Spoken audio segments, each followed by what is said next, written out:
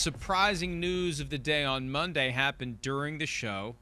Packers got the word out that they were going to be releasing cornerback Jaire Alexander. I think that they were implementing a move first perfected by Bill Belichick to get the word out early in the day that a guy is going to be cut in the hopes that somebody calls and trades for him before 4 o'clock Eastern.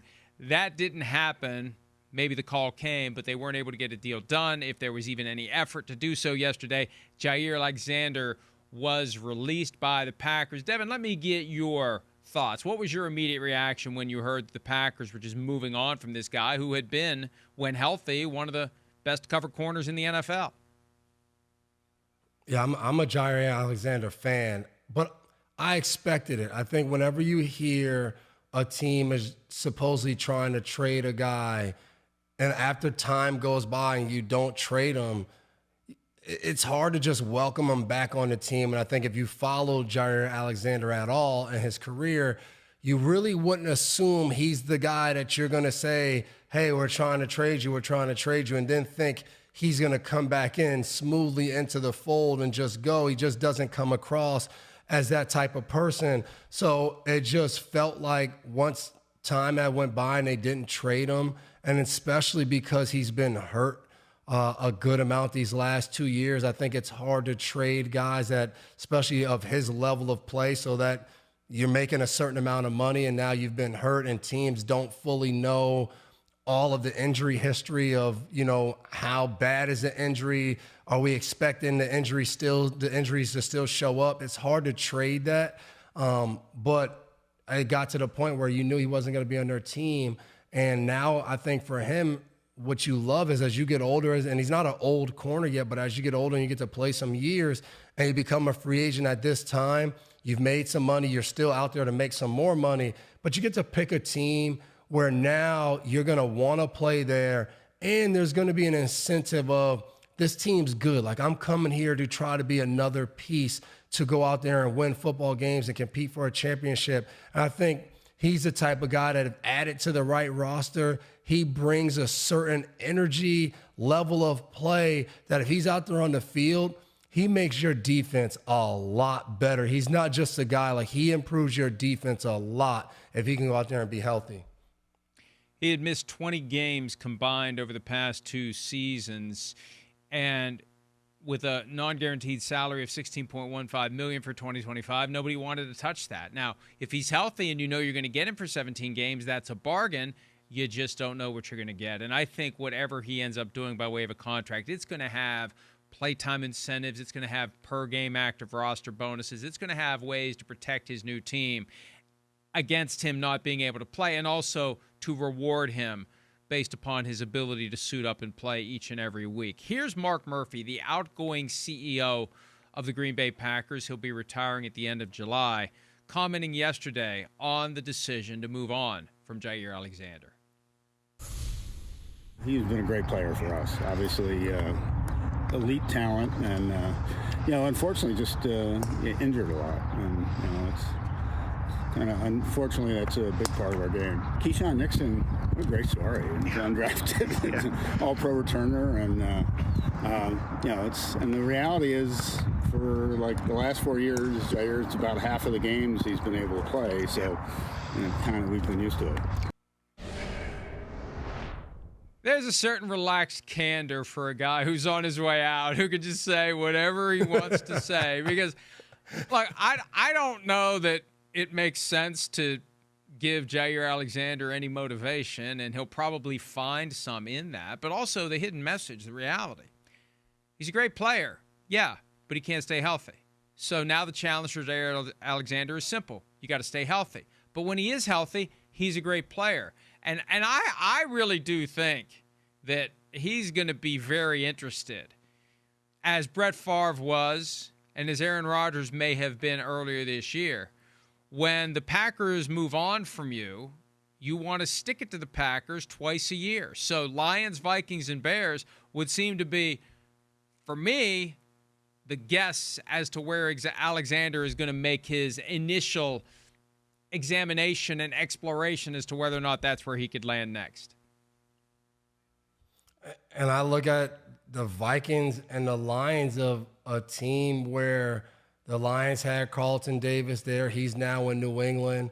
Minnesota was a team that last year people talked about adding a cornerback would help. They kept Byron Murphy there, so that was an addition. But still, it was just like they need another guy there. So those two teams I had on my list of like, if he goes to those two teams, that's a big upgrade for them. And especially Minnesota, the time I got to spend with Brian Flores as a defensive coordinator, he's done a lot of cool things in Minnesota. But what I've continued to say is I think they've lacked a little bit on being able to go out there and just cover somebody to actually do more and do different things that he would probably like to do if they had I think if they were a little better at the cornerback position. So if Jaire Alexander ends up there, I think that's a great addition. But I remember in New England, Coach Belichick used to tell us all the time, your best ability is availability. If you're not available, I don't care how good you are, I don't care what you've done, you just can't help the team. So I think for Jaire Alexander,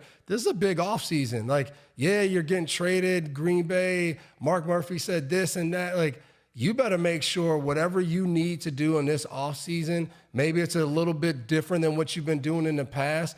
You want to be healthy this year because you not only is it big to make the money you're going to make this year, I think for a guy like him, he goes out there and he plays all 17 games and he plays at a high level. He's going to unlock a bigger contract because there's a chance he plays on a one-year deal. And like you said, has a lot of incentives, but now that leads you to a bigger deal next year. So it's a very interesting thing. And I got to ask you, you know more about these things in these inner circles of a guy like Mark Murphy. When you're on your way out to retirement, is he just a spokesperson in this, or you think he still had a lot of weight in making his decision and moving on, even though he's going to be gone in July?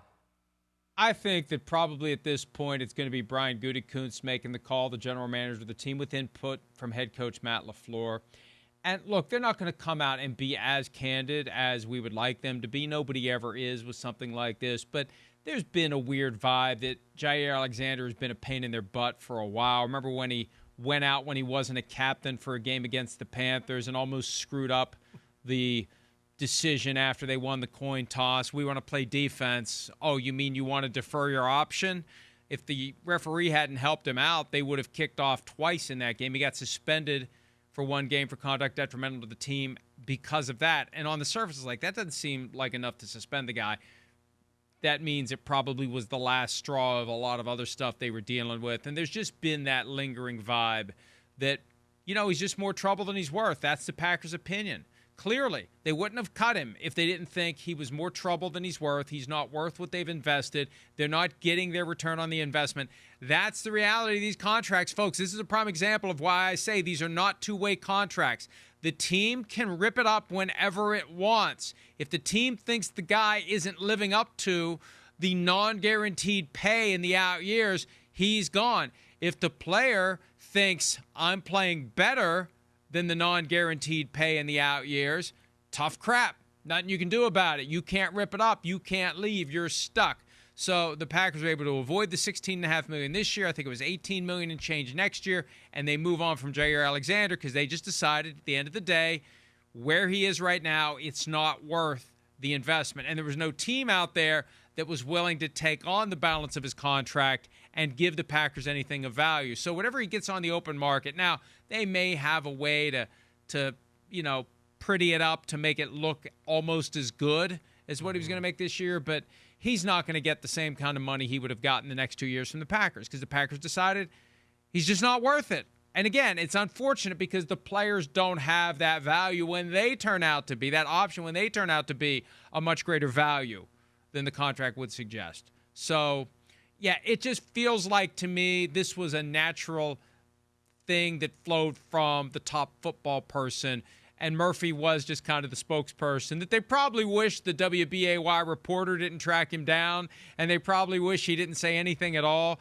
They don't want to give any motivation to Jaire Alexander to go to the Lions or the Vikings or the Bears, and they definitely don't want him to have extra motivation to be healthy this year so he can really make the Packers look like they made a mistake by moving on from him. And it's human nature. He's going to be motivated by that. Mm-hmm. Yep, and I think as a team for the Packers, you got to be okay with that. Like, change sometimes helps both situations. And Murphy mentioned it. Keyshawn Nixon has been unbelievable for this team, obviously as a return specialist, but especially this past year, stepping up and playing corner in situations. And I think, if we're being honest, it makes it easier for teams to make these decisions when you're out a lot, because now they're like, this is what we have. Once we watch it and we like the way our secondary plays, we like this and that. Like adding Xavier McKinney as a veteran leader to that lineup, I think they walked away and said, hey, our secondary wasn't the issue. So we had a guy who's making $16 million and $18 million next year, and he's not out there, and we still like our secondary. It's time to move on. And like you said, that's always going to be the case in these situations, because once you play out your guaranteed money, you got to really go earn that big money every single year, every single game, or teams do. As soon as your guaranteed money's up, they have conversations. Hey, we can get out of this contract. Do we think this young guy on our team is just as good, or is he's a year or two away? Like, those are the things that teams have these discussions. It's not like you have to mess up or play in a really bad game. No, as soon as your guaranteed contract is up, the guaranteed part of your contract, they meet and they discuss each guy on the roster. They go down and they discuss what it looks like with them on the team, what it looks like without them on the team, and then make a final decision. So that's just how it works and how it's operated. Hey, the other reason that Brian Gutekunst and/or Matt LaFleur may have been off to the side doing this to Mark Murphy, when he starts talking about Keyshawn Nixon, he's in year 2 of a 3-year, $18 million contract. You don't want him coming to the door and, I want more, give me more. He's due to make less than $4 million between roster bonus and base salary this year, with another $500,000 in per game roster bonuses. He now is the guy. It's like, hey, you decided not to pay Jaire Alexander $16 million. Give it to me. And he's already said, I don't want to return kicks. I want to play corner. That's where the money is. He didn't say that part, but that's why you would say it. Forget about returning kicks. I want to develop as a corner. That's how you unlock the kind of money that Jaire Alexander is making. So, in one fell swoop, the outgoing CEO may have stirred up the hornet's nest with Jaire Alexander and stirred up the hornet's nest with Keyshawn Nixon. Hi, it's Mike Florio. Thanks for watching PFT on YouTube. Hit subscribe for the latest news and analysis from Pro Football Talk.